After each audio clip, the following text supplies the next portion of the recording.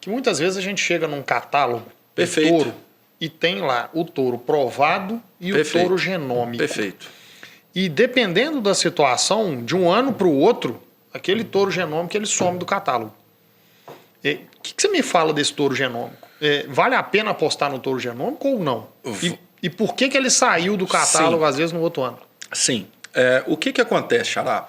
Antigamente, antes de vir a genômica, né, a gente usava os meios tradicionais de melhoramento genético, que era o quê? Coletar dados, né? Por exemplo, para você ter de uma vaca,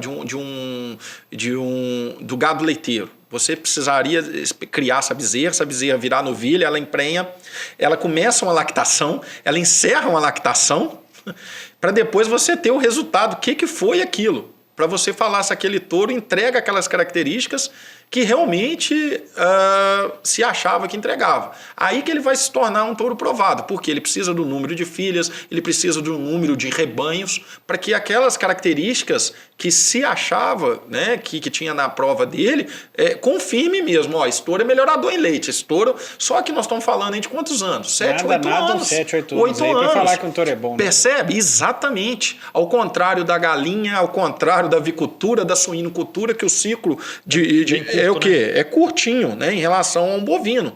Então, quando chegou a genômica veio também para o quê? Encurtar essa distância dos intervalos entre gerações. Por quê? Hoje eu não preciso, por exemplo, esperar uma vaca parir, isso falando na vaca de leite, ela parir, encerrar uma lactação para eu falar se aquele touro é um touro superior, transmitiu aquelas características que se achavam que ele ia transmitir. Então, hoje a gente trabalha com as raças especializadas. Por exemplo, na raça holandesa, a acurácia está mais de 70% já. Na raça Jesse também, nisso. Ou seja, já são raças de muitos e muitos anos de melhoramento genético, né? A raça holandesa e a Jesse são raças como outras raças especializadas, mas elas já tinham muitos anos já de seleção já, né? De trabalho de melhoramento genético. E uma base de dados. E uma base de dados muito grande, né? Se eu pego a raça holandesa, é a raça mais estudada no mundo em termos de produção de leite, e também a raça que mais produz leite e a segunda raça que mais produz carne. Ou seja, porque a turma assusta. Mas por que a vaca holandesa produz carne? O final de uma vaca holandesa é o quê? Depois que ela entrega tudo. É arroba. Então ela tem a sua contribuição nos dois setores, leite e corte também. Então é a raça um animal mais de estudada. Dupla aptidão, né? Exatamente. Leite e corte. Exatamente. Isso é uma coisa que a gente às vezes não sabe, mas no mundo, quando você vai buscar os abates, o holandês ele está lá também no meio e tem uma representatividade muito grande. Mas enfim, eu tenho esse touro genômico, o que a gente na prática faz? A gente aconselha trabalhar com um grupo de touros genômicos, você não apostar em um touro só. Exemplificando seria o seguinte, eu tenho um rebanho, por exemplo, de 200 vacas em lactação. No comum aí a gente trabalharia no dia a dia normal 2 touros, no máximo 3, mas 2 touros seria o suficiente para trabalhar com esse grupo de vacas aí, 100 a 200 vacas, por exemplo. Aí vocês viram para mim e falam, não, eu vou trabalhar só com um touro só genômico. A acurácia desse touro nós estamos falando que 70%, não é 100, não vai ter um de 100, ok? E se ele fosse um touro provado, eu já sairia lá em 90%, só que eu dependo de 7, 8 anos. Então, o que eu faria? É a mesma coisa do ninho da galinha lá. Eu vou botar uma galinha para chocar, e se eu tenho uma dúzia de ovos, eu divido em mais galinhas no ninho, esses ovos. Por quê? Se o gambá chegar numa noite, ele vai comer um ninho, ou achar uma galinha lá. Mas ainda eu tenho outras galinhas chocando. Ele chega numa outra noite, ou seja, se eu ponho esses ovos tudo no ninho só, se o gambá chegar na noite, acabou tudo. Então, ou seja, a mesma coisa aos touros. Eu garanto que um grupo de touros, porque se um touro desse, ele responder negativo em alguma característica, esse touro genômico, eu tenho aqueles outros touros que possivelmente não vão deixar cair. Então, na média, eu trabalho com a média de touros genômicos, porque eu vou tender a garantir que aquelas características serão aquilo mesmo. É uma segurança que a gente trabalha. Então você aumenta na prática, o número de touros, né? Aumenta o número de touros. Mas o touro dentro daquelas mesmas características a serem melhoradas dentro do sistema de produção. Tá? Então, por exemplo, se eu usei um touro nesse rebanho de 100 a 200 vacas e ele veio com uma característica lá que a genômica predizeu que ele, você vai ser bom nisso e nisso. Mas depois a gente viu que não foi tudo aquilo, não pela genômica, mas pelo ambiente onde esse touro foi criado.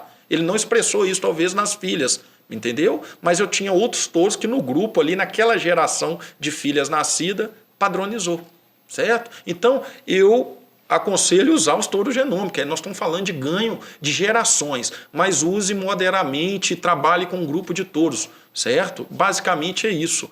E o touro provado? O touro provado nós temos que entender que esse touro genômico ele vai ser provado. Mas para ele ser provado, nós vamos ter que esperar 7, 8, 9 anos. E o dia que ele for provado, provavelmente ele já não é tão bom mais. Exato. E o ganho de geração, nós vamos perder esse ganho de geração, né? Nós vamos engatinhar. É o que nós estávamos lá atrás. Quanto que você falou que cada geração tende a ser melhor. Ser melhor. A tendência de cada geração é ser melhor. Quando você vê o ranking dos touros, por exemplo, holandês, Gessa, cada ano que passa, o valor genético desses touros só vai subindo. Só vai subindo.